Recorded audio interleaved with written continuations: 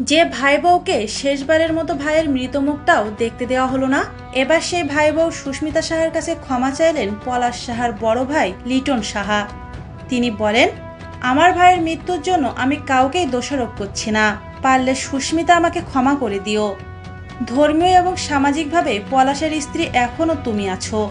যেহেতু পলাশ আমার সন্তানের মতো ছিল, তাই আমি যতদিন বেঁচে থাকবো ততদিন তোমার পাশে থাকবো।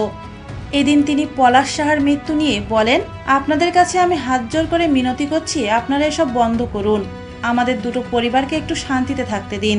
লিটন সাহা বলেন, 2003 সালে আমার বাবা মারা যায়। তখন আমার ছোট ভাই পুলিশের সাবেক সিনিয়র এএসপি পলাশ সাহা 6ষ্ঠ শ্রেণীতে পড়ে। আমি তখন বিএসসিতে অধ্যয়নরত ছিলাম। বাবা মৃত্যুর আগে আমাকে বলে যায়, তোর দুই ভাই এবং মাকে দেখে রাখিস।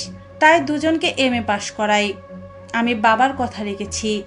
আমার লেখাপড়া বাদ দিয়ে টিউশনি করে আমার ছোট দুই ভাইকে পড়িয়েছি।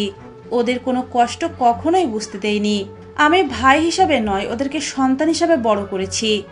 আজ আমার সেই সন্তানতুল্য ভাই পলাশ পৃথিবীতে নেই। আমার মা তার ছেলেকে হারিয়েছে, পলাশের স্ত্রী সুস্মিতা তার স্বামীকে হারিয়েছে।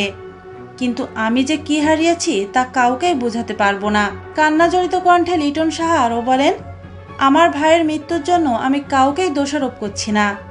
আজকে প্রায় 10 দিন হয়ে গেল আমি আমার ভাইয়ের জন্য ধর্মীয় কোনো কাজ করতে পারছি না। সাংবাদিক সহ বিভিন্ন কন্টেন্ট ক্রিয়েটর ভাইয়েরা আমাকে একটু সুস্থভাবে থাকতে দিন। যত দূর হয়েছে আপনারা আমাকে ক্ষমা করুন। ধর্মীয় ও সামাজিকভাবে পলাশের স্ত্রী এখনও আমাদের পরিবারের সদস্য। পলাশ আমার সন্তানের মতো ছিল, তাই আমি যতদিন বেঁচে থাকবো ততদিন তার পাশে থাকবো। তবে এদিন লিটন শাহ পলাশের স্ত্রীর পাশে থাকলেও এর আগে কিন্তু তার মুখে শোনা গেছে ভিন্ন কথা।